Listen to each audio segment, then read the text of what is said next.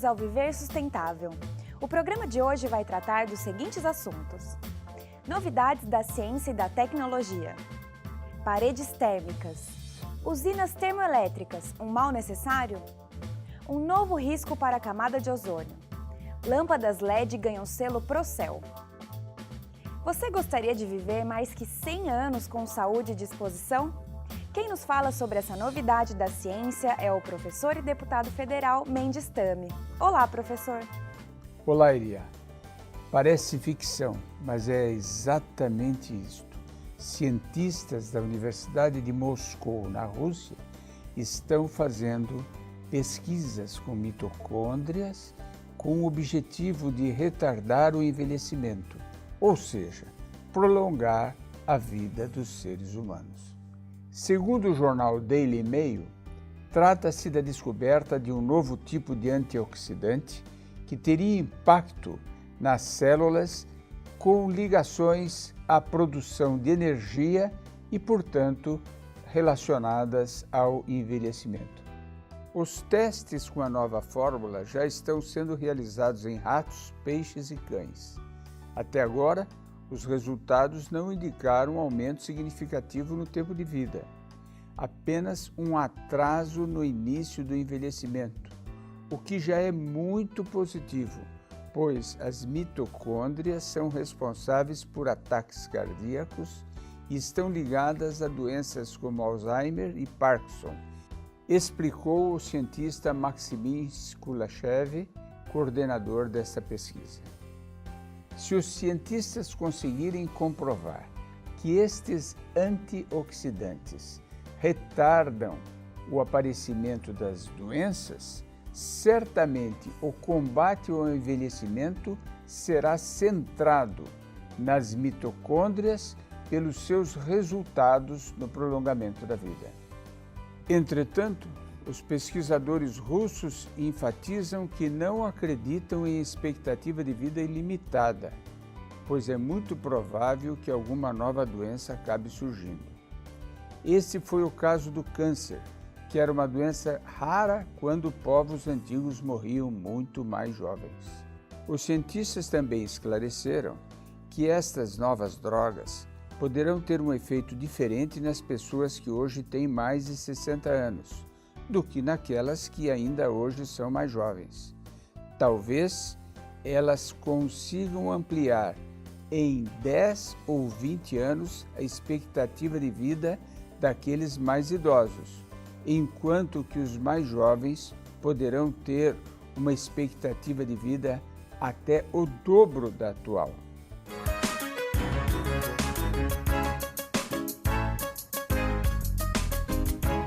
Oi, meu nome é Susan, eu sou editora e eu gostaria de saber se a matriz energética brasileira ela pode ser considerada limpa. Sim, comparativamente a outros países, nós temos uma das matrizes energéticas mais limpas do mundo. 46% da energia utilizada, consumida no Brasil, é energia renovável, ou seja, energia que vem do etanol, da cana-de-açúcar, de hidrelétricas e a partir do carvão vegetal renovável e da lenha. Mas mesmo assim, 54% ainda vem de fontes fósseis. Olá, meu nome é Thomas, eu sou orientador público e gostaria de saber se a nossa matriz elétrica ela é limpa. Em primeiro lugar, vamos fazer uma diferenciação entre o que é matriz energética e matriz elétrica. Matriz energética engloba todas as fontes de energia, não só a energia elétrica, mas, por exemplo, a energia que move os veículos e outras necessárias para o desenvolvimento de todas as atividades humanas. A matriz elétrica, produção de energia elétrica no Brasil é limpa? Ainda é limpa, porque hoje 75% da energia elétrica produzida no Brasil advém de hidrelétricas e outros 5% da queima do bagaço que advém da produção de açúcar e de álcool. Portanto, mais de 80%, ou aproximadamente 80%, vem de fontes absolutamente limpas. Só que vem aumentando a produção a cada ano de energia elétrica advinda de termoelétricas movidas a carvão, a óleo diesel ou a gás. E isso vai sujar a matriz elétrica brasileira. Precisamos, ao contrário, estimular outras fontes de energia renováveis, como energia eólica, energia solar, para que possamos gradativamente ter uma matriz elétrica e uma matriz energética no Brasil cada vez mais limpa. Quando o assunto é refrigerar ambientes, o ar-condicionado e o ventilador ainda são os aparelhos mais utilizados, não é mesmo? O problema é que o primeiro costuma turbinar a conta de luz, enquanto o segundo geralmente funciona com aquele barulho irritante. Ao pensar nisso, estudantes espanhóis desenvolveram um produto que promete acrescentar mais uma alternativa para amenizar o calor. Trata-se da cerâmica de hidrogênio, um material novo que interage com a temperatura ambiente. Dessa forma, no verão, ela refrigera o ambiente e funciona no inverno como bom isolante térmico. Por enquanto, a ideia ainda é um conceito, mas nos próximos anos poderemos encontrar nas lojas de material de construção paredes que poderão fazer esse papel de isolante térmico no inverno e de bom condutor para refrigerar a temperatura do verão. Chamado de hidrocerâmica, o novo material de construção é formado por bolhas de hidrogel que interagem com o meio ambiente. O hidrogel é um insumo tecnológico com capacidade de absorver até 400 vezes sua massa em água. Segundo o site de inovações Springwise, o novo material de construção pode ser carregado por água e, em dias de calor, evaporar o líquido refrescante para dentro do ambiente. Em sentido oposto, quando chove e a temperatura torna-se mais amena, as bolhas de hidrogênio são carregadas novamente de água e isolam a construção. Um purificador revolucionário, desenhado no Chile, que transforma a água em plasma e consegue eliminar todos os seus vírus e bactérias, beneficiará antes do fim do ano cerca de 10 mil famílias do Haiti, Bolívia, Gana e Chile.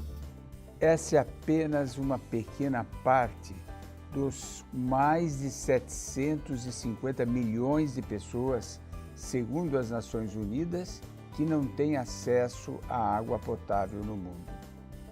O chileno Alfredo Zolesi, dos laboratórios do Advanced Innovation Center de Viña del Mar, é o autor de uma experiência científica que, pela primeira vez, torna água contaminada em plasma, o quarto estado da matéria, além do líquido, sólido e gasoso.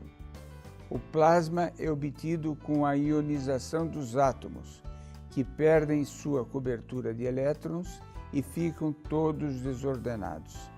Diferentemente dos purificadores de água atuais, o dispositivo criado por Zolesi aplica uma descarga elétrica na água, transforma-a em plasma e destrói as bactérias e vírus, transformando a água em uma matéria muito mais pura do que a água que chega atualmente às nossas casas.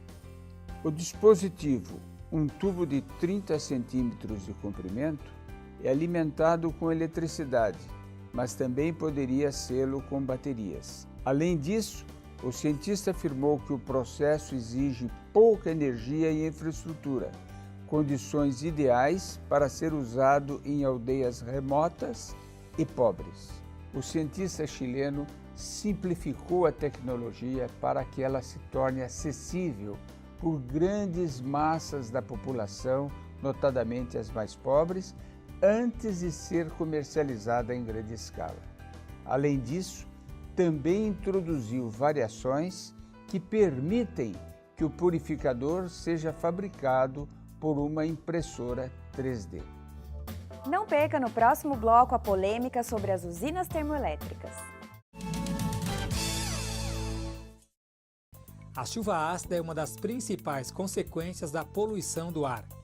A queima de carvão ou de petróleo libera gases como óxidos de nitrogênio e de enxofre. A reação dessas substâncias com a água encontrada na atmosfera forma o ácido nítrico e o ácido sulfúrico, presentes nessas precipitações.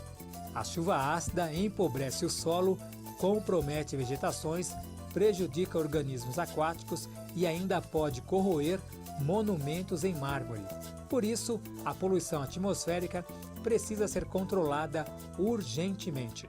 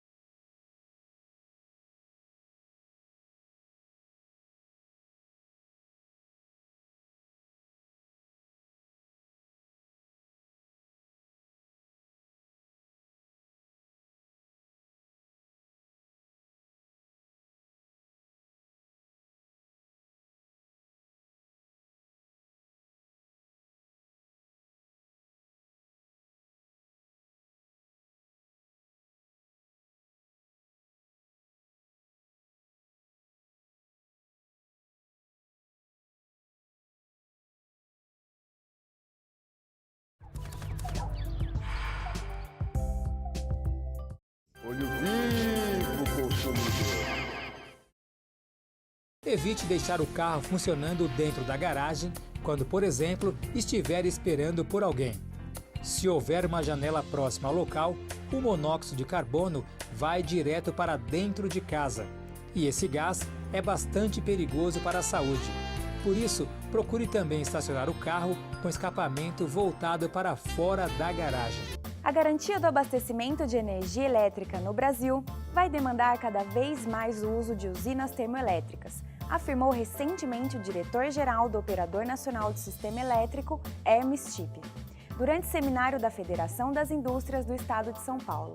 Quem comenta sobre isso é o deputado federal Mendes Tami.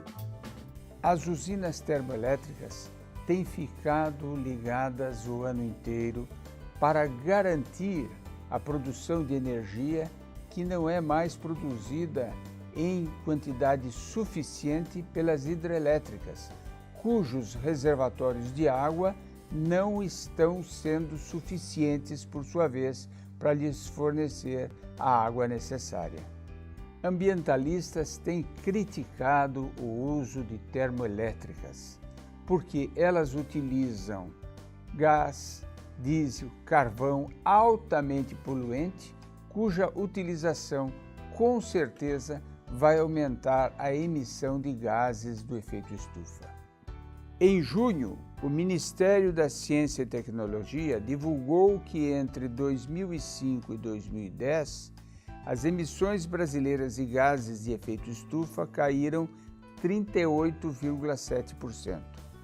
A queda foi impulsionada pela redução do desmatamento de florestas, que respondeu por 76,1%, principalmente na Amazônia. Em contrapartida, houve altas das emissões dos setores de energia, que cresceu 21,4%, dos processos industriais, que cresceu 5,3%, da agropecuária 5,2% e resíduos sólidos 16,4%.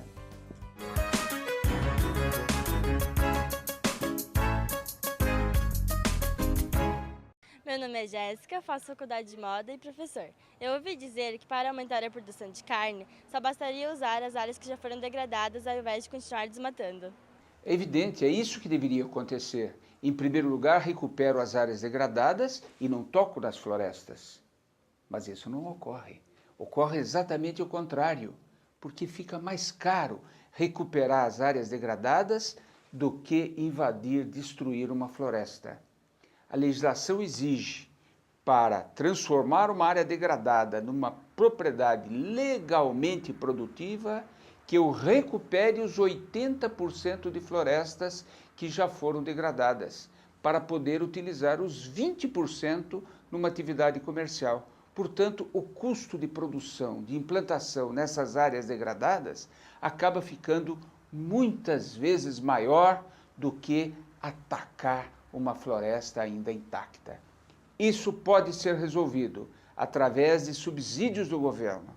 A forma de reequilibrar o jogo, estimular a recuperação das áreas degradadas, cabe a uma ação de governo, criando uma economia da floresta, criando incentivos para que nós recuperemos as áreas já degradadas. Está aberta até 27 de fevereiro de 2015, chamada pública para analisar o consumo de energia em prédios das administrações federal, estaduais e municipais. Lançada pelo Ministério do Meio Ambiente, a medida convoca instituições públicas para enviar dados de consumo energético dos edifícios que ocupam. As informações terão um duplo objetivo. O primeiro é medir o padrão de consumo desses edifícios públicos. O segundo, verificar se investimentos em eficiência energética poderão dar bons resultados e influírem na diminuição do consumo de energia por estes edifícios. A meta é receber dados de 300 edifícios. Destes 300 edifícios, 20 serão selecionados. Serão prédios com baixa eficiência energética, porém com alto grau de comprometimento em melhorar o seu desempenho. Dessa forma, poderão servir de base para outros estudos mais abrangentes após receber uma auditoria mais detalhada. As instituições interessadas devem preencher o formulário e enviá-lo para o e-mail pnudlicitações@undp.org.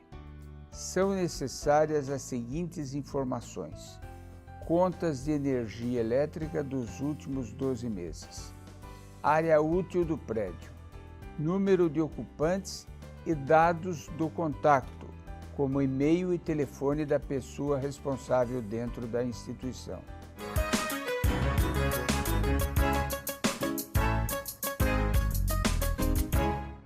Como eu faço para saber se o produto que eu estou comprando é de uma empresa que se preocupa com o meio ambiente? Verificando se o produto tem um selo de certificação. Há boas empresas internacionais e nacionais que colocam esses selos, que medem a certificação, rastreiam a produção do produto, para sabermos se aquilo que nós estamos consumindo advém de destruição de florestas, se é produzido com práticas sustentáveis, e também selos que mostram se aquele eletrodoméstico que estamos comprando, ele é gastão em energia ou se ele é um produto que economiza, que poupa energia, que poupa água. Em suma, nos dá, através desse selo, indicações para que nós possamos tomar decisões corretas e termos um consumo sustentável. Não perca no próximo bloco a descoberta de novos gases que estão destruindo a camada de ozônio. O Viver Sustentável pergunta: qual desses fenômenos não é causado pela poluição atmosférica? Letra A: escurecimento global. Letra B: aquecimento global. Letra C: efeito estufa. Ou letra D: assoreamento de rios? A resposta você confere no próximo bloco.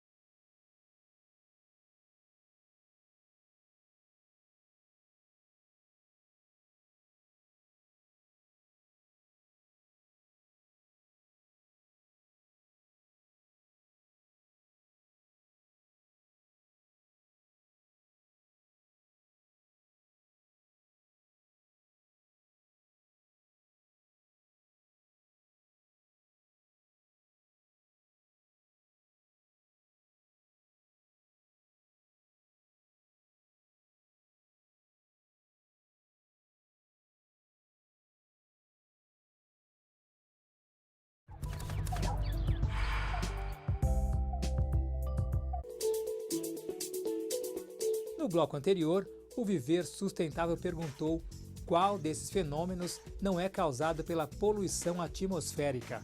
A resposta correta é letra D, assoreamento de rios, que acontece por conta do desmatamento. Em recente publicação, a revista Nature Geoscience revelou que especialistas britânicos da Universidade de Anglia Oriental identificaram 4 novos gases que estão contribuindo para a destruição da camada de ozônio. O buraco na camada de ozônio da Antártida foi descoberto em 1985.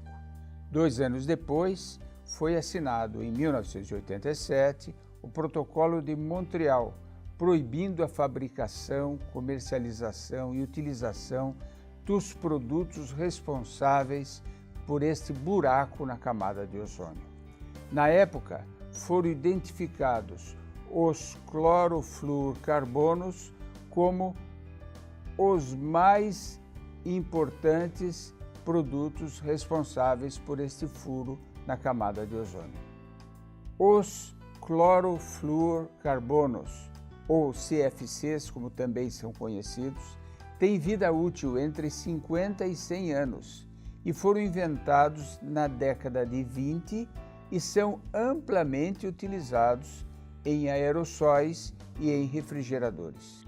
No entanto, estudos recentes mostram que outros gases, além dos clorofluorcarbonos, provavelmente também criados pelo homem, contribuem para a destruição da camada de ozônio.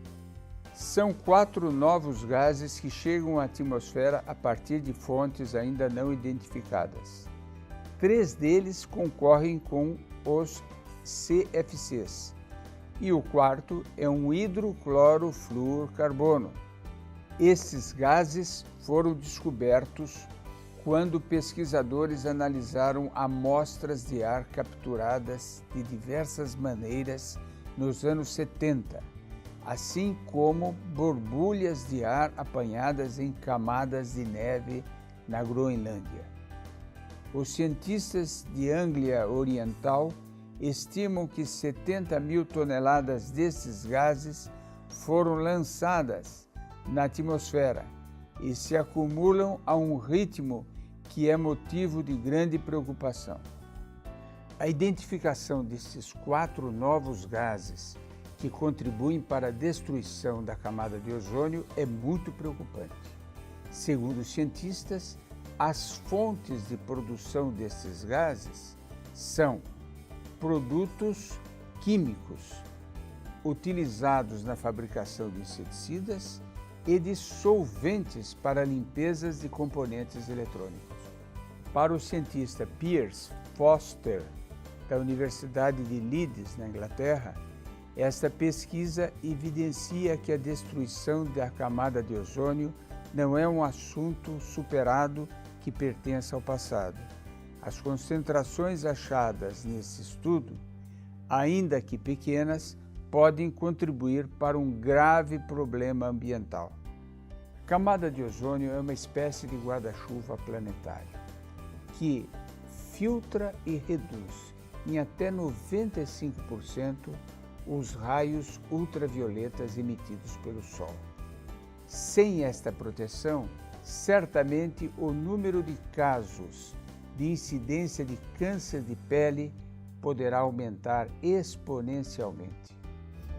O selo do Programa Nacional de Conservação de Energia Elétrica, selo Procel, administrado pela Eletrobras, chegou às lâmpadas LED, que são componentes eletrônicos semicondutores ou diodo emissor de luz. É o 38º produto brasileiro a receber o selo Procel de eficiência energética. É uma nova tecnologia de lâmpadas, muito mais eficientes e com muito maior durabilidade. Comparando com as lâmpadas incandescentes atuais, a economia chega a 80%. Isto significa que uma lâmpada LED ligada 4 horas por dia dará, no final do mês, uma economia de R$ 3. No ano, uma significativa economia de R$ 36 por lâmpada. Comparada com as fluorescentes, A lâmpada LED também é mais eficiente. O consumo energético estimado é 35% menor. A lâmpada fluorescente, que chamamos de eletrônica, já é superior a uma lâmpada incandescente. Só que a LED tem a proposta de ser ainda mais econômica e com vida útil bem maior. No primeiro momento, a lâmpada LED é mais cara, só que ela se pagará ao longo da vida com economia de energia e com maior duração. Uma lâmpada fluorescente tem em média 6.000 a 8.000 horas de vida, o que corresponde a 6 anos de duração. Por outro lado, uma lâmpada LED tem 25.000 horas de vida garantida, o que ela tem que provar para ganhar o selo Procel. Com uso médio de 4 horas por dia, esse tipo de lâmpada pode durar 16 anos. A incorporação das lâmpadas LED ao selo Procel já está em vigor e certamente contribuirá para a diminuição das emissões de gases do efeito estufa e para a economia de energia. Com dados fornecidos pelo Sempre, vamos conhecer agora os preços por tonelada das principais matérias-primas destinadas à reciclagem. Preço da tonelada do material destinado à reciclagem para a cidade de Recife. Papelão, R$ 110. Latas de aço, R$ 100. Alumínio, R$ 1.200. Plástico rígido, R$ 1.000. E PET, R$ 600. O Viver Sustentável fica por aqui. Para mudar a situação do planeta, precisamos fazer a nossa parte e a sustentabilidade é o caminho. Para assistir nossos programas, acesse viversustentável.net ou mande sugestões de matérias e dúvidas para contato@viversustentável.net e acesse a nossa página no Facebook. Até o próximo programa. Tenha uma feliz semana sustentável.